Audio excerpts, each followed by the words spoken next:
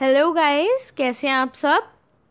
पिछली क्लास में हमने बात करी थी फाइनेंशियल पोजीशन की, है ना, जो कि हम बैलेंस शीट के थ्रू दिखाते हैं फाइनेंशियल पोजीशन एक ऑर्गेनाइजेशन की। तो वो हमने थ्योरेटिकल पार्ट किया था। आज हम बात करेंगे, ये फॉर्मेट मैं दिखा देती हूँ आप लोगों को, थोड़ा इससे क्लियर हो जाएगा आपको कि बैलेंस शीट कैसे प्रिपेयर करी जाती है। 2 साल का डाटा ले रखा है, 2012 और 2013 का कंपेयर किया हुआ है, ठीक है। असेट्स हैं, एसेट्स कौन कौन से होते हैं, करंट और नॉन करंट होते हैं, जो हमने किए थे उसी तरीके से उन्हें डिफरेंशिएट किया हुआ है। नॉन करंट कौन से थे, जो कि हम 1 साल से ज़्यादा वक्त लेकर इन कैश करवा सकते हैं। करंट होते हैं जो 1 साल के अंदर अंदर हमने इन कैश करवाने होते हैं, ठीक है। तो नॉन करंट में क्या है, सबसे पहले प्रॉपर्टी प्लांट एंड इक्विपमेंट है 1,30,000 की। गुडविल है हमारी, ये जो प्रॉपर्टी प्लांट और इक्विपमेंट थी ये है हमारी टेंजिबल, जिसको हम हाथ लगा सकते हैं, ठीक है। गुडविल को हम हाथ नहीं लगा सकते हैं, और इंटेंजिबल कुछ और असेट्स भी हैं जिनका दे रखा है। टोटल नॉन करंट असेट कितनी है, 2,20,000 की। अब हम बात करते हैं करंट असेट्स की। करंट असेट्स में है इन्वेंट्री, इन्वेंट्री के बाद है ट्रेड रिसीवेबल, डेटर्स को कहते हैं, और कैश और कैश इक्विवेलेंट 8,000 का। तो 45,000 की हमारी करंट असेट है। तो total current plus non current asset कितनी कितना आता है हमारा टोटल असेट्स का, 2,65,000। अब ये किसकी इक्वल होना चाहिए, इक्विटी और लायबिलिटी के, ओके। तो चलो इक्विटी की बात करते हैं। इक्विटी में शेयर कैपिटल 1 लाख का है, रिटेन्ड अर्निंग्स 50 की है, और रीवैल्यूएशन रिजर्व है वो है 15,000 का। तो टोटल इक्विटी 1,65,000। अब लाइबिलिटीज की बात करेंगे, जो दो तरह की है, नॉन करंट और current liabilities. Non current liability कौन सी है, लॉन्ग टर्म बोरोइंग हो गई हमारी, जो कि हमने 1 साल से ज़्यादा वक्त लेकर हमने उतारनी है, 35,000। उसके बाद है करंट लाइबिलिटी, जिसमें ट्रेड और अदर पेबल। ट्रेड और अदर पेबल मीन्स एक तो ट्रेड पेबल हो गए मीन्स क्रेडिटर्स, और एक सन्ड्री क्रेडिटर्स आ गए। किसी ने कमेंट में पूछा था कि ये जो सन्ड्री क्रेडिटर्स होते हैं वो कहाँ कौन सी साइड आएंगे। ऑब्वियसली वो उसी साइड आएंगे, लाइबिलिटी साइड। क्यों भाई, क्योंकि हमने क्रेडिटर्स हैं, हमारे क्रेडिटर्स को कर्जा देना है, मतलब कर्जा उतारना है हमने उनका, तो उनको तो उसी में लिखेंगे ना। नो डाउट कि वो सन्ड्री हैं, मतलब रेगुलर नहीं है हमारे, तो फिर भी लेकिन है तो हमारी लाइबिलिटी है ना। तो 35,000। उसके बाद है शॉर्ट टर्म बोरोइंग्स, छोटी मोटी कोई बोरोइंग्स कर रखी है 10,000 की। उसके बाद current portion of long term borrowings, ये मैंने क्या बताया था आप लोगों को, लॉन्ग टर्म बोरोइंग्स के ऊपर जो हमने इंस्टॉलमेंट पे आउट करनी होती है ना, जो हमारी लाइबिलिटी है 1 साल के अंदर अंदर, वो है 15,000, जो कि किस में आती है, current portion of long term borrowings में। देखिए ये आप लोगों को तब तक नहीं समझ आएगा जब तक आपने पिछला सेशन नहीं समझा होगा। जिन्होंने पिछला सेशन समझ लिया है वो जरा इस वीडियो को समझ पाएंगे ढंग से, वरना आपको समझ नहीं आएगा। अगर कोई दिक्कत है तो दोबारा पिछली क्लास देखिए और उसके बाद इसको समझिएगा, ठीक है। क्योंकि उसमें ये जितनी भी टर्म्स मैंने आपको बताई है, retained earning, revaluation, current portion, ये सारी चीजें मैंने आपको पिछली क्लास में समझाई हैं। अब है करंट टैक्स पेबल, वो कितना है, 5,000, ठीक है। करंट टैक्स है वो हमने पे आउट करना है 5,000। तो करंट लाइबिलिटीज 65,000 की है, नॉन करंट 35 की थी। टोटल कितना हुआ, 1 लाख। और उसके बाद इक्विटी कितनी की थी, 1,65,000। तो टोटल कितना हो गया लायबिलिटी का हमारा, 2,65,000, जो कि हमारा किसका था, असेट्स का भी हमारा कितना आया था, 2,65,000। क्लियर है।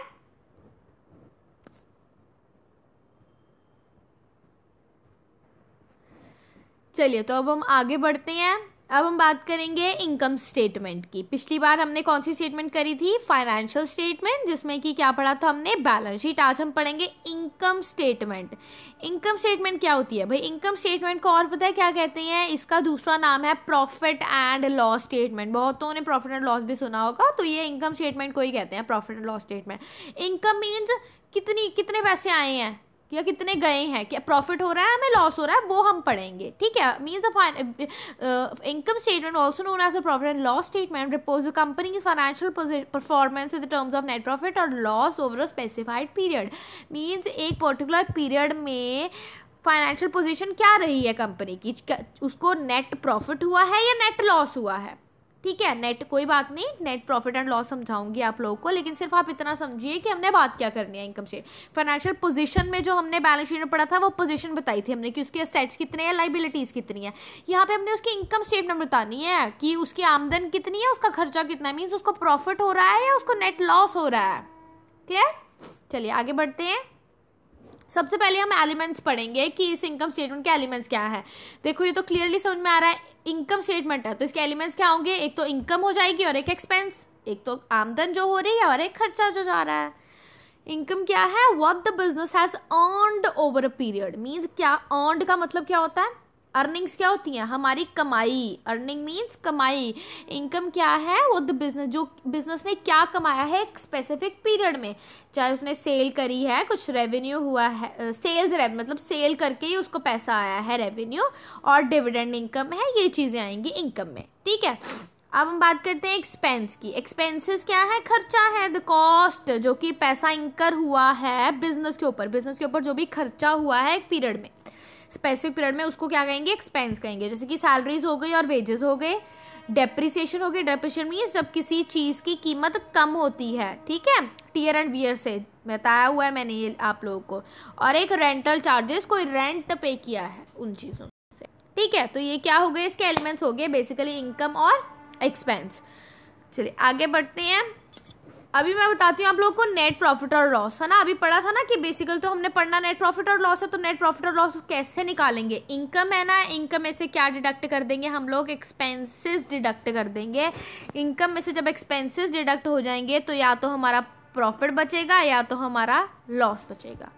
ठीक है, ऑब्वियस सी बात है, अगर इनकम ज़्यादा है हमारी तो प्रॉफिट होगा, अगर एक्सपेंसेस ज़्यादा है तो इट मीन्स हमारी ऑर्गेनाइजेशन किस में जा रही है? घाटे में जा रही है, लॉस में जा रही है। ओके, चलिए अब हमने क्या पढ़े थे? हमने एलिमेंट्स पढ़े थे कि बेसिकली बात किस चीज़ की होगी? इनकम और एक्सपेंसेस की। अब हम उनके कंपोनेंट्स पढ़ेंगे कि इनकम कहाँ से इनकम जनरेट होगी, कहाँ से एक्सपेंसेस होंगे हमारे ऑर्गेनाइजेशन के। तो चलिए, सबसे पहला क्या है? रेवेन्यू। रेवेन्यू क्या है? क्या है? इनकम है हमारी। रेवेन्यू क्या इंक्लूड करता है? रेवेन्यू इंक्लूड करता है income earned from the principal activities of an entity. क्या मतलब है? कि जो भी प्रिंसिपल एक्टिविटीज हुई हैं एक ऑर्गेनाइजेशन की, इसका मतलब क्या है? इसका मतलब है कि मतलब जो भी बिजनेस चल रहा है ना, जो भी काम है आपका, उसी के रिलेटेड आपको प्रॉफिट आना चाहिए, उसी के रिलेटेड आपको इनकम जनरेट होनी चाहिए। जैसे एग्जांपल दे रखा है, देखो समझो, ध्यान से समझना। प्रिंसिपल एक्टिविटीज किसको कहा गया?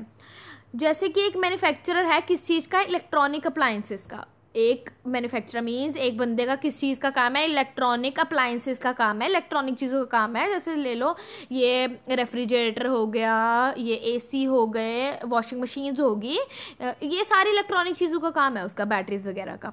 ठीक है, तो उसको कोई रेवेन्यू जनरेट हुआ है, मीन्स उसको कोई इनकम आई है, कहाँ से? उसने सेल करी है कोई अप्लायंसेस।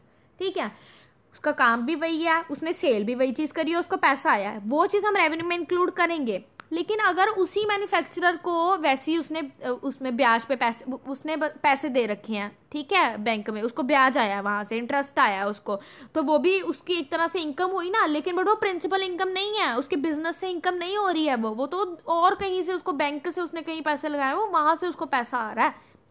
ठीक है, तो किससे? प्रिंसिपल एक्टिविटी से इनकम होनी चाहिए, कि जो आपका काम है ना उसी से इनकम होगी।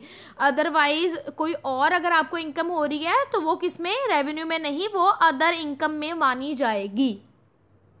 क्लियर है? अब सपोज देखो, मेरी ऑर्गेनाइजेशन है, ठीक है ना, जैसे मैं कोई भी काम ले लो, मेरा कुछ काम है बर्तन, मिट्टी के बर्तनों का। ठीक है, मिट्टी के बर्तनों का काम है, मैंने मिट्टी के बर्तनों से मतलब सेल करी मिट्टी के बर्तन, और उससे मेरे को पैसे आए, वो चीज़ किस में आएगी मेरी? वो मेरी रेवेन्यू में आएगी।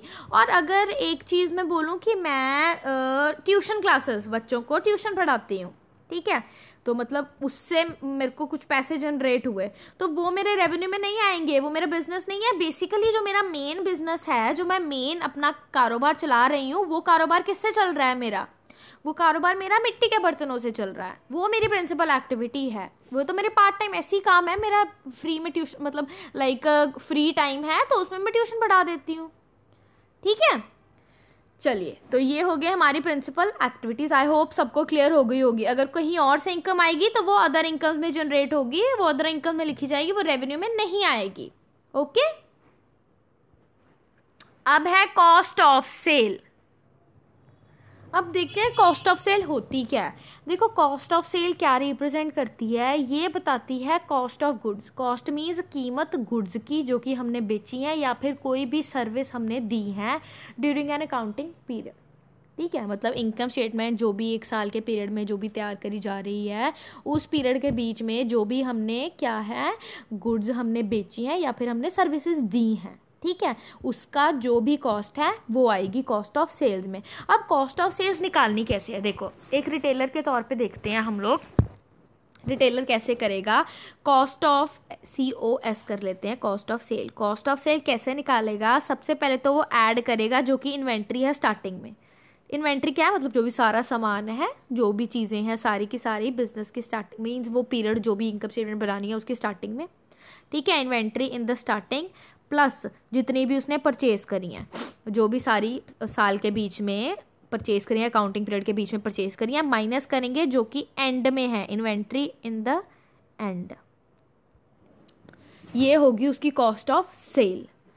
ठीक है, कैसे निकालेंगे कॉस्ट ऑफ सेल, सबसे पहले तो ऐड करेंगे इन्वेंट्री जो स्टार्टिंग में है बिजनेस के, उसके मीन्स एक साल सपोज ले लो 2012 से लेके 2013 का डाटा निकाल, 2012 क्यों लें, अभी प्रेजेंट की बात करते हैं, 2020 से 2021 तक का निकालना है। 2021 को बनेगा हमारा जो नहीं रह 2020 को बनाते हैं, दिसंबर 2020 को हमने तैयार करना है। नॉर्मल ईयर लिया है मैंने, अकाउंटिंग ईयर नहीं लिया, फाइनेंशियल ईयर नहीं लिया, ठीक है। दिसंबर 2020 में हमने क्या निकालना है, इनकम स्टेटमेंट तैयार करनी है हमने।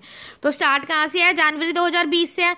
तो सबसे पहले तो जनवरी 2020 को कितनी इन्वेंट्री थी हमारी वो लिखेंगे, ठीक है, कितना सामान था हमारा सारा का सारा बिजनेस में। उसके बाद हमने कितना परचेज किया वो ऐड करेंगे, माइनस करेंगे जो दिसंबर 2020 को रहेगा, ठीक है। एंड में क्लोजिंग इन्वेंट्री कितनी है, हो सकता है बीच में कोई बेची हो, कुछ किया हो, और भी बहुत चीज़ें हो सकती, कोई ख़राब हो गई हो, ठीक है ना, वो माइनस करेंगे। उससे हमारी क्या निकलेगी, कॉस्ट ऑफ सेल। क्लियर, चलो आगे बढ़ते हैं। ये हमारी किस चीज़ की बातें हो रही हैं, ये हमारी इनकम की बातें हो रही हैं सारी, रेवेन्यू, कॉस्ट ऑफ सेल, ये सब इनकम है। ये देखो अब in case of a manufacturer, वो हमने किसकी बात करी थी, पीछे हमने रिटेलर की बात करी थी कि in case of a retailer, लेकिन अब हम बात करेंगे in case of a manufacturer के केस में क्या होगा। जब कॉस्ट ऑफ सेल निकालेंगे ना, इसमें हमने प्रोडक्शन कॉस्ट भी इंक्लूड करनी है, कि मतलब कोई चीज़ प्रोड्यूस होने में जितनी भी कॉस्ट लग रही है, जैसे कि मैन्युफैक्चर होने में कोई भी चीज़, ठीक है, कोई भी कॉस्ट लग रही है, जैसे कि cost of direct labour, direct material consumption, depreciation of plant machinery, ये सारी चीज़ें, मतलब जो भी पैसा लग रहा है, जो भी कॉस्ट लग रही है हमारी मैन्युफैक्चर करने में गुड्स, ठीक है, क्लियर लिखा है। हाउएवर कॉस्ट ऑफ सेल क्या इंक्लूड करेगा, production cost incurred in the manufacture of goods during a period, ठीक है। जब कोई भी चीज़ मैन्युफैक्चर करने में जो भी कॉस्ट लग रही है उस चीज़ को प्रोड्यूस करने में, वो सारी की सारी कॉस्ट किस में ऐड होगी, कॉस्ट ऑफ सेल्स में, मैन्युफैक्चरर के केस में, रिटेलर के केस में नहीं, मैन्युफैक्चरर के केस में। चलो अब है हमारी अदर इनकम। अदर इनकम में कौन कौन सी इनकम्स आएंगी, अदर इनकम में इनकम आएगी जो कि अर्न करी है बाकी एक्टिविटीज से, ठीक है ना, जो कि जो हमारा मेन बिजनेस है ना उससे रिलेटेड नहीं है। जो मेन बिजनेस से रिलेटेड होगी वो कौन सी होगी, वो रेवेन्यू में आ जाएगी, जो प्रिंसिपल एक्टिविटीज से रिलेटेड होगी। अदर इनकम क्या कंसिस्ट करेगी, income which are earn from activities that are not related to the entity's main business, मतलब वो पर्टिकुलर बिजनेस से रिलेटेड नहीं होगी। जैसे कि कोई भी इनकम हुई है एंटिटी को, दैट मैन्युफैक्चरर्स इलेक्ट्रॉनिक अप्लायंसेज में अप्लाई, जो मैंने बताया था ना कि जैसे वो मैन्युफैक्चरर है उसको सेल करके, तो वैसे तो अगर उसने सेल करी है अपने कोई इलेक्ट्रॉनिक अप्लायंसेज तो वो चीज़ किस में आएगी, रेवेन्यू में आएगी। लेकिन अगर उसको वैसे कोई और भी इनकम हुई है ना जनरेट, तो वो अदर इनकम्स में आएगी, ठीक है। नेक्स्ट क्या है, ये हैं कुछ एग्जाम्पल्स हमारे अदर इनकम्स के कि कहाँ कहाँ से आएगी। पहला है gain on disposal of fixed asset, dispose of कर रहे हैं कोई फिक्स्ड एसेट, मतलब हमारे प्लांट एंड मशीनरी है, जैसे ख़राब हो गई है बस उसका अब काम नहीं है तो उसको डिस्पोज ऑफ कर रहे हैं, उससे हमें क्या हो रही है, गेन हो रही है, तो पैसे आएंगे ना, तो वो अदर इनकम में आ जाएंगे। इंटरेस्ट कोई मिल रहा है बैंक डिपॉजिट से, बैंक में कुछ पैसे डिपॉजिट करें उस पर इंटरेस्ट मिल रहा है, वो किस में आएगा, हमारा अदर इनकम में। Exchange gain on the translation of foreign currency bank account, कुछ होगा एक्सचेंज गेन, कहीं से हमारा गेन आ रहा है जो कि हमने फॉरेन करेंसी बैंक अकाउंट से लिया है, वो किस में आएगा, हमारा अदर इनकम्स में आएगा। तो बेसिकली इसमें क्या बात करनी है हमने कि जो हमारे बिजनेस मीन्स प्रिंसिपल एक्टिविटीज़ नहीं है, हमारी एंटिटी के बिजनेस से रिलेटेड नहीं है वो एक्टिविटीज़, जो भी एक्टिविटीज़ अपार्ट फ्रॉम हमारे बिजनेस है लेकिन बट हमें इनकम जनरेट हो रही है उन चीज़ों से, तो वो चीज़ें किस में आएंगी, अदर इनकम में आएंगी। और प्रिंसिपल एक्टिविटीज़ जो है जो कि हमारे बिजनेस से हो रही है हमें इनकम, वो किस में आएगी, रेवेन्यू में आएगी। चलिए ये थी हमारी सारी की सारे इनकम्स। अब हम बात करेंगे एक्सपेंसेस की, हमारे खर्चे कहाँ से आएंगे बिजनेस के। तो सबसे पहले बात होगी हमारे डिस्ट्रीब्यूशन कॉस्ट की। डिस्ट्रीब्यूशन का मतलब क्या होता है, बांटना चीज़ों को, वही कॉस्ट है। मीन्स डिस्ट्रीब्यूशन कॉस्ट क्या इंक्लूड करती है, जो भी हमारे खर्चे एक्सपेंसेस इंकर कर रहे हैं किस चीज़ से, डिलीवर करने से गुड्स। सपोज एक जगह से जहाँ पे मैन्युफैक्चर हुए हैं गुड्स, वहाँ से जब हम आगे रिटेलर्स को, होल सेलर्स को देते हैं तो उससे कौन सी कॉस्ट जनरेट होती है, हमारी डिस्ट्रीब्यूशन कॉस्ट जनरेट होती है, जो कि ट्रांसपोर्टेशन की भी हो सकती है। ठीक है, तो जो कि कॉस्ट क्या है, इंकर कर रहा है किस चीज़ पे, कौन से एक्सपेंसेस पे, डिलीवर करने के लिए गुड्स। ठीक है, बिजनेस प्रेमिसेस मींस बिजनेस की जो जगह है, जो फैक्ट्रीज है, वहां से कस्टमर्स को जब हमने डिस्ट्रीब्यूट करनी है, that includes in the distribution cost. Next cost कौन सी है, एडमिनिस्ट्रेटिव कॉस्ट। एडमिनिस्ट्रेटिव कॉस्ट है, जैसे बिजनेस में ज़रूरी नहीं है कि सब कुछ हमने मैन्युफैक्चरिंग पे ही देखना है कि सारी चीज़ें मैन्युफैक्चरिंग से ही इन्वॉल्व है, बट कुछ चीज़ें होती हैं बिजनेस को चलाने के लिए भी, जैसे मैनेजमेंट बहुत ज़रूरी है। हर एक चीज़ में मैनेजमेंट होना बहुत ज़रूरी है कि पहले प्लानिंग करेंगे, फिर ऑर्गेनाइजिंग होगी, फिर उसके बाद हम स्टाफिंग रिक्रूट करेंगे। ठीक है, तो बिजनेस चलाने के लिए वो चीज़ें बहुत ज़रूरी हैं और उसके लिए भी एक्सपेंसेस इंकर होते हैं बिजनेस के। तो बेसिकली एडमिनिस्ट्रेटिव एक्सपेंसेस कौन से हैं, जो कि एक्सपेंसेस जिसमें क्या है, which are related to the management and support functions. उसको बिजनेस को सपोर्ट करने के लिए जो कॉस्ट इंकर होगी, इसके एग्जांपल्स मैं आप लोगों को आगे समझाती हूँ। ये बेसिकली जो है ये डायरेक्टली इन्वॉल्व नहीं है एक्सपेंस हमारे किससे, मैन्युफैक्चर से, प्रोडक्शन से या फिर सप्लाई से हमारे गुड्स के। ठीक है, तो इसके एग्जाम्पल देख लेते हैं हम। फर्स्ट एग्जाम्पल है हमारा salary cost of executive management. अब मैनेजमेंट मैंने बताया था, मैनेजमेंट करनी बहुत ज़रूरी है कोई भी ऑर्गेनाइजेशन को चलाने के लिए। बिना मैनेजमेंट के ऑर्गेनाइजेशन नहीं compete कर सकती दूसरे ऑर्गेनाइजेशंस के साथ। ठीक है, तो उस पर सैलरी जो हमारी कॉस्ट, जो भी कॉस्ट हमारी इंकर होगी, उसके ऊपर कुछ लीगल, कुछ प्रोफेशनल चार्जेस होते हैं, वो depreciation of head office buildings. कोई हेड ऑफिस, अब देखिए हेड ऑफिस बिल्डिंग्स है, अब उसको यूज़ करने से क्या होगा, डेप्रिशिएट होंगी, अब उसकी मरम्मत भी तो करानी पड़ेगी, पे भी हमारे एक्सपेंसेस लगेंगे। ठीक है, कोई भी रेंट पे करना है हमने, कॉस्ट ऑफ फंक्शंस या डिपार्टमेंट्स जो कि डायरेक्टली नहीं इन्वॉल्व है प्रोडक्शन पे, लेकिन फिर भी हमें पे करने पड़ रहे हैं उसके लिए, जैसे कि फाइनेंस डिपार्टमेंट है, HR डिपार्टमेंट है, एडमिनिस्ट्रेशन डिपार्टमेंट है। ठीक है, मतलब बेसिकली चीज़ें को बनाने के लिए वो चीज़ यूज़ नहीं हो रही है, लेकिन फिर भी उस पर कॉस्ट इंकर हो रही है, वो सारी कॉस्ट किस में आएंगी, एडमिनिस्ट्रेटिव एक्सपेंसेस पे। ओके, चलिए आगे बढ़ते हैं। अदर एक्सपेंसेस कौन से होते हैं, अब थर्ड कौन से आए, अदर एक्सपेंसेस। ये कौन से एक्सपेंसेस होंगे, बेसिकली अदर एक्सपेंसेस वो होंगे जो कि किसी में भी नहीं आएंगे। ठीक है, जो ना ही आए हमारे ये कौन सा था, एडमिनिस्ट्रेटिव एक्सपेंस, ना ही आए हमारे डिस्ट्रीब्यूशन कॉस्ट में, तो बेसिकली ये किस में आ जाएंगे, अदर एक्सपेंसेस में आ जाएंगे। जैसे कि दिस इज एसेंशियली रेजिडुअल, मतलब ये है कि चलो residual category in which any expenses that are not suitably classifiable elsewhere are included. Clear है, आगे बढ़े।